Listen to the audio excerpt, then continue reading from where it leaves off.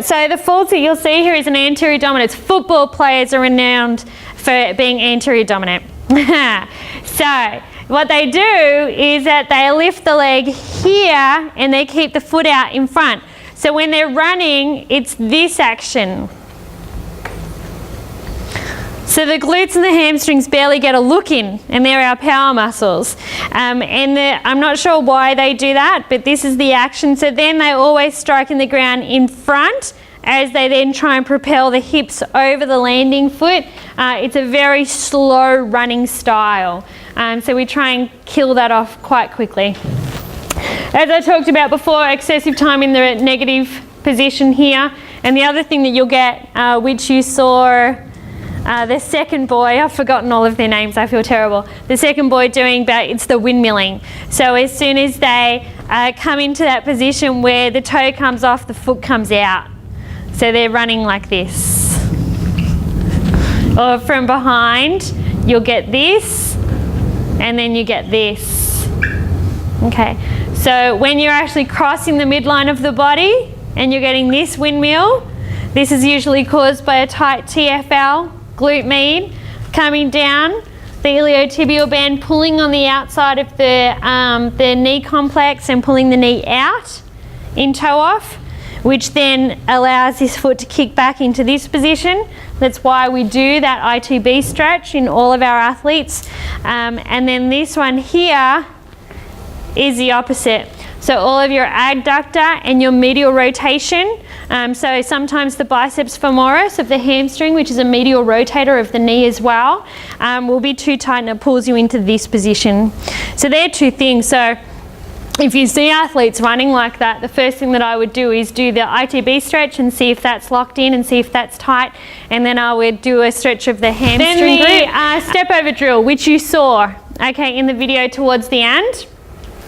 We're looking for a high hip position. This is actually where we want from the toe off position to get that pelvic lift here. So we're actually getting that nice toe off position from the stance leg. We talk about punching the knee in the acceleratory phase. So when your athlete's really low, and you'll see the difference between the two angled positions in the next slide, but what we're looking for is in the acceleratory position, much lower position, driving out towards a ball, perhaps coming off the ground if they're on the ground, and having that punch of the knee forward. And that punch of the knee forward will ensure that the foot stays back under the hip and comes through as a short lever. If it comes through as a long lever, it's a slow position. And so we want to punch through as a short lever and then rip the ground. Common faults that you'll see. Athletes that run like a duck, like they sit really low in the hips and the legs are almost always in a short and flexed position. It's one of the cute ones, so like when I see them, they run like this. But they're running far, they're trying to run fast. Yeah, I don't get it.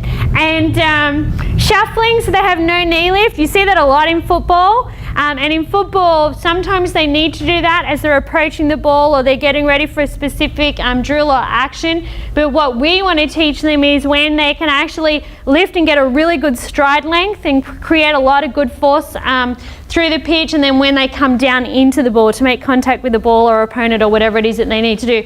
So learning how to move their center of mass up and down to maximize their performance on the pitch. And windmilling again.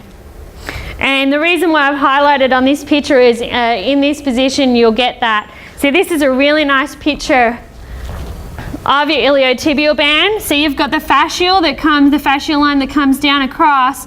Underneath this big dense connective tissue, you've got your glute medius, which controls the eccentric release of the leg back down to the ground, and then deep to that you've got your TFL or your tensor fasciae latae muscle, and that big band of connective tissue coming down, and see how it inserts right on the lateral portion of the knee. So as soon as all of these muscles underneath this here tighten up, everything gets pulled up and outward. And that's when you start getting a lot of stress in the joint capsule of the knee.